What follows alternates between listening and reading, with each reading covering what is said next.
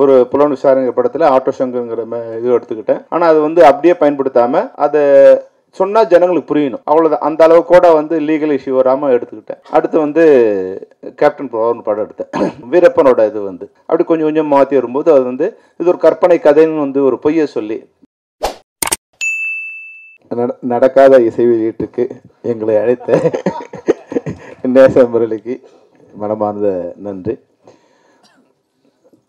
இந்த இந்த அராஜகத்துக்கு முதல் பலியான இயக்குனர் நான். ஆனால் இவராது வந்து போராடி போயிருக்கின்றார். ஒருவேளை இந்த போராட்டத்தை நான் தொடங்கியிருந்தால் இன்னைக்கு இவங்களாம் அதை மாட்டியிருக்க மாட்டாங்களோ என்னவோ. ஒரு காம்ப்ரமைஸ் ஆகிட்டு விட்டதுனால இன்றைக்கி மறுபடியும் அதாவது சுதந்திரத்துக்காக போராடுங்க யாரும் சுதந்திரத்தை அனுபவிக்கலை, அது அடுத்த வாரிசு தான் அந்த சுதந்திரத்தை அனுபவிக்கிறாங்க. அது மாதிரி வந்து இதனால் பாதிக்கப்பட்டவங்க அடுத்து வந்து இப்போ நக்கீரன் சார் சொன்ன மாதிரி கொஞ்சம் காம்ப்ரமைஸ் ஆகிட்டோம். அப்போது அடுத்து யாரோ ஒருத்தர் வரும்போது அது அந்த எதிர்வினை ஆற்றும் போது அதுக்கு உண்டான இது வந்து தாக்குதல் தொடங்குது. சில நேரங்களில் வந்து ரெண்டு விஷயங்கள் இருக்குது. ஒன்று, நம்ம யதார்த்தத்தை புரிஞ்சுக்கணும், ஆனால் அதுக்காக அடிபணிஞ்சு போயிடக்கூடாது. இந்த ரெண்டுமே இருக்குது. இதுக்கு வந்து சரியான நான் வந்து முதல்ல வந்து கொஞ்சமாக ஒரு புலன் விசாரணை படத்தில் ஆட்டோ சங்கருங்கிற இது எடுத்துக்கிட்டேன். ஆனால் அது வந்து அப்படியே பயன்படுத்தாமல் அதை சொன்னால் ஜனங்களுக்கு புரியணும், அவ்வளோதான். அந்த அளவு கூட வந்து லீகல் இஷ்யூ வராமல் எடுத்துக்கிட்டேன். அதனோட வெற்றி. அடுத்து வந்து கேப்டன் ப்ரோன்னு படம் எடுத்தேன். அதில் வீரப்பனோட இது வந்து அதையும் வந்து நான் வந்து ஜனங்க புரிஞ்சுக்கிற அளவுக்கு எடுத்துட்டேன். வீரபத்ரங்கிற பேரை வீரப்பன்கிற வீரபத்ரன் அப்படி கொஞ்சம் கொஞ்சம் மாற்றி வரும்போது அது வந்து இது ஒரு கற்பனை கதைன்னு வந்து ஒரு பொய்யை சொல்லி, இப்போ டைட்டில் படிக்கும்போதே தெரியும் அது வந்து பொய்யின். இந்த கதைகள் நடக்கின்ற அனைத்தும் கற்பனையே, எதுவும் வந்து யாரையும் குறிப்பிடுவது அல்ல அப்படின்னு வந்து இது எல்லாமே வந்து எல்லாரும் ஏமாத்திக்கிறது தான், தங்களை தாமலை ஏமாத்திக்கிறது தான். அந்த கார்டை போட்டவுடனே எல்லாம் கற்பனை ஆயிடுச்சு. அந்த அளவில் நம்ம அதை எஸ்கேப் பண்ணி வந்துட்டோம். இப்போ அதனோட வெற்றி என்ன ஆகுதுன்னா, இப்போ நேச முரளி மாதிரியே நான் அடுத்தது போய் மாட்டிக்கிறேன். ஓஹோ, நம்ம வந்து இந்த உண்மை சொன்னா நல்ல ஜனங்கள்லாம் இதுவாக இருக்காங்க அப்படின்னு குற்றப்பத்திரிகைங்கிற மேட்டர் நான் எடுக்கிறேன். அப்போ ஒரு உண்மையை தெரிஞ்சுக்கிட்டேன், இந்தியாவில் உண்மையை சொல்லக்கூடாதுன்னு. நீங்கள் எவ்வளோ கற்பனை சொல்லலாம். இப்போ அவங்க சொன்னாங்க அதுதான் இல்லையா, ஒரே நிமிஷத்தில் வந்து ஜலதோஷம் போயிடுது, ஒரு வாரத்தில் முடிமுளைச்சிரு. இது மாதிரி எந்த வகையான கற்பனையும் சொல்லலாம், எவ்வளோ அபத்தமும் சொல்லலாம், எவ்வளோ அவதூறும் சொல்லலாம், எவ்வளோ வந்து ஆபாசமும் சொல்லலாம். ஆனால் இந்தியாவில் உண்மையை சொல்லக்கூடாது. இந்த புத்தி வந்து எனக்கு குற்றப்பத்திரிகைன்னு ஒரு படம் எடுத்த உடனே நான் தெரிஞ்சுக்கிட்டேன். அப்போ அடுத்து அதிலே போராடக்கூடிய சக்தி எனக்கு இல்லை. அதனால் நான் வந்து அதிலேருந்து கொஞ்சம் ரிலீவ் ஆகிட்டேன். அப்போ அதுக்கப்புறமா நான் யோசிக்கும்போது இது மாதிரி படைப்பாளிகள் வந்து அது பின்வாங்கக்கூடாது. ஆனால் இவங்களுக்கெல்லாம் வந்து சரியான முன்னுதாரணம் எதுன்னா நம்ம திராவிட இது வந்து ஒரு முன்னுதாரணமாக எடுத்துக்கணும். எப்படி வந்து பராசக்திங்கிற ஒரு படம், அண்ணாதுரை வந்து அந்த பேரறிஞர் அண்ணாதுரை சொல்லுவார் வந்து எனக்கு வந்து சென்சார் இல்லைன்னா 3 படத்துலேயே நான் வந்து திராவிட நாடு வாங்கிடுவேன். ஆனால் அதே சென்சார் வச்சுக்கிட்டு அவங்களோட கருத்துக்களை வந்து எப்படி வந்து அவங்க ஷேர் பண்ணாங்க இந்த தமிழ்நாட்டில், அதன் மூலம் எப்படி ஆட்சி அதிகாரத்தை கைப்பற்ற அளவுக்கு திரைப்படத்துறையை எப்படி பயன்படுத்தினாங்க அப்படிங்கிற விஷயத்தை நம்ம வந்து நேசமுரளி வந்து அதை எடுத்துக்கணும். அதாவது வந்து கல்லுன்னு தெரிஞ்சு அதில் தலையில் அடித்து தலை தான் உடையும் தெரிஞ்சாலும் அடிச்சுட்டே இருப்பான்னா அவனை வீரன் சொல்ல முடியாது, அவனை வந்து புத்தி இல்லாதவன் தான் சொல்லணும். அப்போ அந்த கல்லை உடைக்கிறதுக்கு தலையை பயன்படுத்தக்கூடாது, சிற்றுளியை பயன்படுத்தணுங்கிற தெளிவு நமக்கு வந்துடணும்.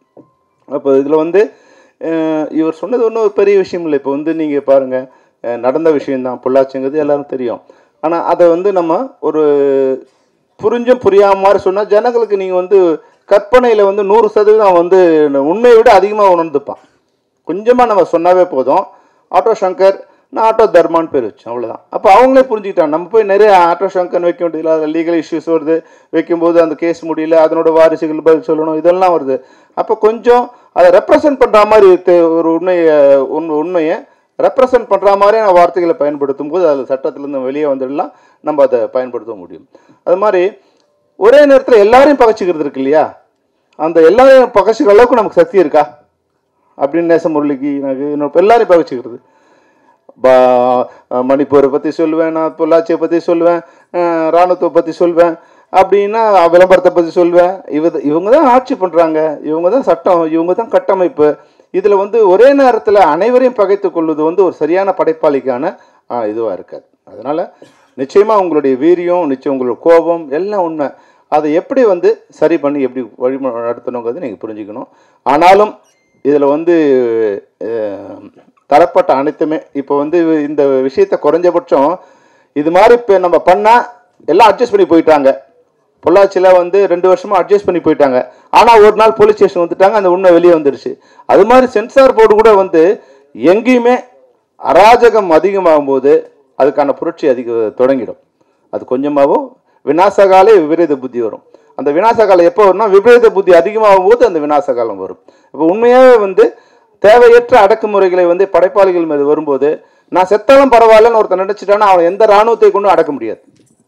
இந்த சட்டத்துக்கு பயந்து நான் வாழணும், இந்த சட்டங்களுக்கு பயந்து நான் வாழணும்னு நினைக்கிற வரைக்கும் தான் போலீஸு, இராணுவம், அதிகாரம், ஆட்சி எல்லாம். நான் செத்தாலும் பரவாயில்லன்னு ஒருத்தர் முடிவு எடுத்துட்டான்னா அவனை யாராலும் அடக்க முடியாது. அந்த நிலையை வந்து யாருக்கும் கொண்டு வந்துடக்கூடாது. அதுதான் வந்து இப்போ இந்த மீட்டிங் மூலமாக, இந்த கூட்டம் மூலமாக சம்மந்தப்பட்டவர்களுக்கு நான் கொடுக்குற விஷயம் என்னன்னா, நம்ம வந்து அதிகாரத்தில் அதாவது வந்து நம்ம வேலைக்கு வரும்போது இந்த வேலையை செய்தான் வந்திருக்குமே தவிர இந்த அதிகாரத்தையும் அந்த ஆட்சியையும் காப்பாற்றுறது அதிகாரிகளோட வேலை இல்லை, மக்களை காப்பாற்றுறது தான் அதிகாரிகளோட வேலை. ஆனால் இப்போ அப்படியே மாறி என்ன வந்துருச்சுன்னா அதிகாரிகளோட வேலை என்ன வந்துருச்சுன்னா இந்த அதிகாரத்தையும் ஆட்சியையும் காப்பாற்றுவது தான் மக்களுடைய அதிகாரிகளுடைய வேலைன்னு வந்துடுச்சு. இப்போ நக்கீரன் சொல்லும்போது சொன்னாங்க பாருங்க, எந்த எஸ்பி வந்து பாலியல் இதில் வந்து மாட்ட போகிறாங்களோ அவங்களே அந்த பாலியல் இதுக்கு வந்து முதல்ல துணையாக இருந்திருக்காங்க. இப்போ பாருங்க, ஒரு பெண்ணு இந்த இதில் வந்து பத்திரிகைக்காரர் நக்கீரன் கோபால் மாதிரி வந்து மிக பிரபலியமான தைரியமாக நம்மளாம் மிகப்பெரிய இது நினைக்கிற ஒருத்தருக்கே இவ்வளோ பெரிய திரட்டு இருக்கும்போது நேச முறையெல்லாம் சுண்டக்காய் மாதிரி எப்படி அமைக்கி சேர்த்துருவாங்க. அதனால் வந்து இதை புத்திசாலித்தனமாக கையாண்டு இந்த இதில் வந்து நீங்கள் வெளியே வரணும். நிச்சயமாக இப்போ சென்சார் போர்டு கூட வந்து நாங்கள் எங்களுடைய கோரிக்கை என்னென்னா, படைப்பாளிகளை வந்து நீங்கள் நசுக்காதீங்க. எல்லாரும் வந்து அமுங்கி போயிட மாட்டாங்க, ஒரு நாள் அது வந்து பிரளயமாக மாறும். அது மாதிரி வந்து யாரையும் ஒரு அழுத்தம் கொடுக்காதீங்க. சட்டத்துக்கு உட்பட்டு நீங்கள் வேலை செய்யுங்க. சட்டத்துக்கு உட்பட்டு என்ன சட்டமோ அதுக்குண்டான கட்டை கொடுத்து அதுக்குண்டான அதாவது வந்து ஒரு திரைப்படம் வந்து மக்களை வந்து கெடுத்துடக்கூடாது, அந்த அளவுக்கு தான் வந்து திரைப்பட தணிக்கையாளர் இருக்கணும் தவிர ஆட்சியை காப்பாற்ற வேண்டுங்கிற எண்ணத்தில் வந்து தணிக்கை குழு செயல்படக்கூடாது என்ற வேண்டுகோளுடன் நேச முரளி மிகப்பெரிய இயக்குநராக என்ற வாழ்த்துடன் இந்த உரையை முடிக்கிறேன். நன்றி, வணக்கம்.